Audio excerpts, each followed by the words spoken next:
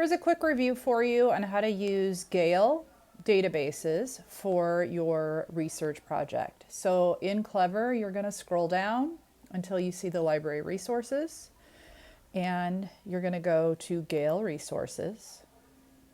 If you're at home, you will need a password. You'll have to email to get that password. And generally, we're going to use the middle school Gale in context. So we're going to click on that one. If you feel like your reading level is high enough, you could go to the high school one, and there is some overlap between those two. Once you're in here, you can just search for whatever your topic would be.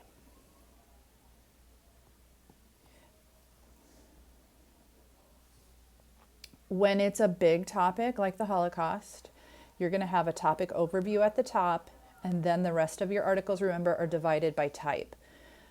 Reference articles are broad overviews of different parts of your topic. Biographies would be people connected to your topic. Then you'll have images, and notice there's not just this one image, there's 313. You just need to click on those types. Quite a few videos. There's audio, which doesn't mean you have to listen to them, but originally they were from an audio program, but usually you can read the transcript. Magazines, news, and sometimes there'll be primary sources or sometimes academic resources. So I'm going to go into magazines to kind of narrow down my topic. It kind of starts just sorting by what it thinks you want. So you can also sort it by like the newest articles that they have available for you. That one happens to be the same. Or you can sort it by content level. So if you're looking for an article that is the easiest to read, in this, it would go down to the 2 dots. So it goes from anywhere from 1 to, I believe, 6. So just some different ways. I'm going to go back to relevance and then show over here that you could also sort by subject. So if I want something, I only want magazine articles as I'm looking specifically that are about survivors. I could narrow that way, and then I would just see those 23 magazine articles.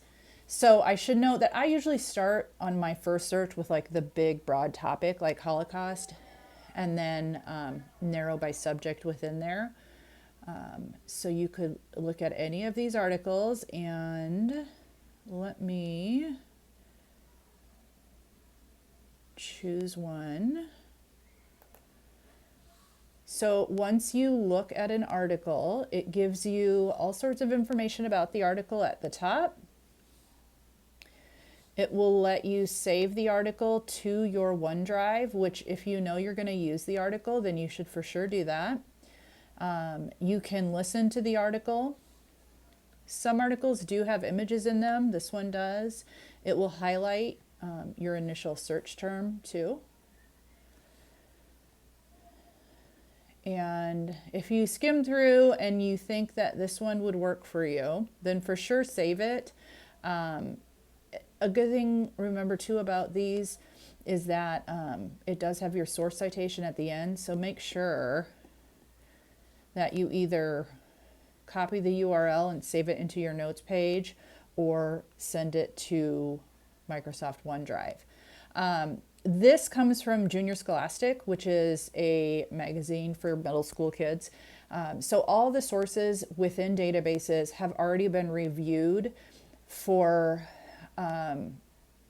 credibility, corroboration, and bias, some of the things that we talk about evaluating internet sources for. So you don't have to evaluate for those things. All you have to evaluate for is, does it have information that will help me answer my research question?